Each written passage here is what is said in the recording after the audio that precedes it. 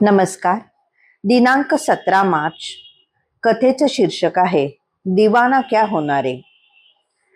मैदर्गीच्या एका ब्राह्मणास झालेली सर्व मुले वेडगळ होती. त्यामधील मन्याबा हा वेडा आणि मुकाही होता. कर्मवशात तो ब्राह्मण, त्याची पत्नी आणि 4 मुले मृत्यू पडून मन्याबा अनाथ झाला.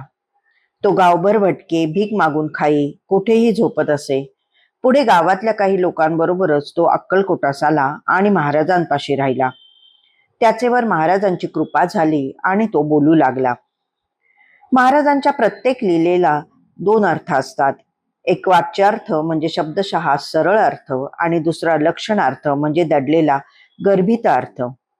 सरळ अर्थाने प्रत्येक लीला चमत्कार असला तरी त्यामागे दडलेला जो अर्थ असतो त्यावरून या चमत्काराचा कार्यकारण भाव लक्षात येतो. महाराजांच्या उपासनेत हा गर्भित अर्थ चिंतन मनन करून शोधणे आणि तो अंतःकरणात ठासून भरणे याला फार महत्व आहे. या लीलेत मुक्याला वाचा दिली हा सरळ सरळ अर्थ आहे आणि जगी ज्यास कोणी नाही त्यास देव आहे असा विश्वासही आहे.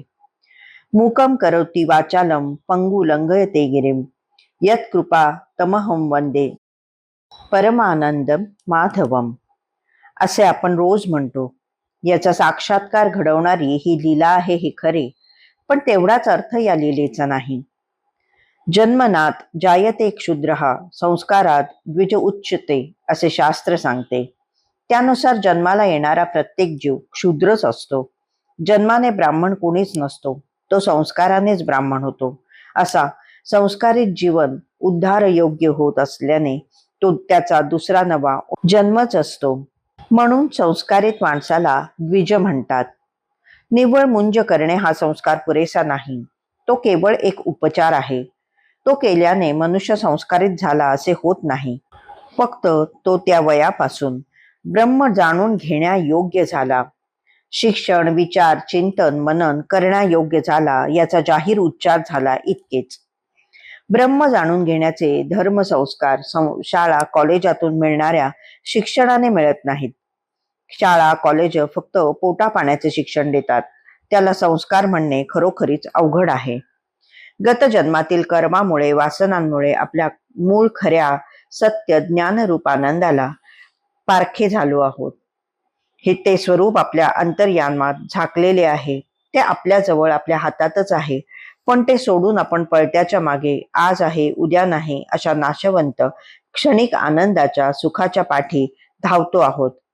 त्या आपणाला त्या मूळ स्वरूपाची जाणीव करून देणे हा संस्कार असतो. या संस्काराच्या अभावी मनुष्य आंधळा पांगळा मुका आणि दरिद्रीच राहतो. सारेच प्रापंचिक आंधळे पांगळे व दरिद्रीच असतात असे म्हणण्यास कारण आहे. आपले मूळ स्वरूप प्रापंचिकांना माया अविद्येमुळे दिसत नाही, म्हणून ते आंधळे असतात. भौतिक सुखाच्या आसक्तीमुळे जन्म मरणाच्या चक्रातून सुटका करून घेण्याच्या दृष्टीने त्यांच्याकडून वाटचाल घडत नाही. या त्यांच्या अगतिकतेमुळे ते पांगळेच असतात. जे ईश्वराचे गुणगान गात नाहीत त्यांना मुकेच म्हणणे प्राप्त आहे. संचित प्रारब्ध कर्मयोगामुळे प्रापंचिक हे ऐश्वर्य धर्म यश वैभव ज्ञान आणि वैराग्य या भगवंताच्या सद्गुणांना पारखे होतात, म्हणून ते कर्मदरिद्रीच असतात.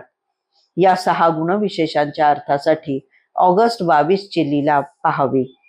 मन्याबा हा अशा असंस्कृत जीवांचे प्रतीक आहे.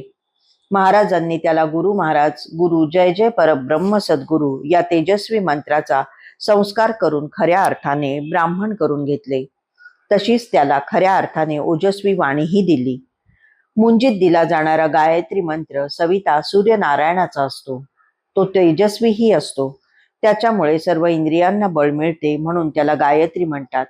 हे जर खरे तर मन्याबाला दिलेला मंत्रही गायत्री मंत्रच म्हणावा लागेल, कारण त्यामुळे मुक्याला वाणी संस्कार झाला.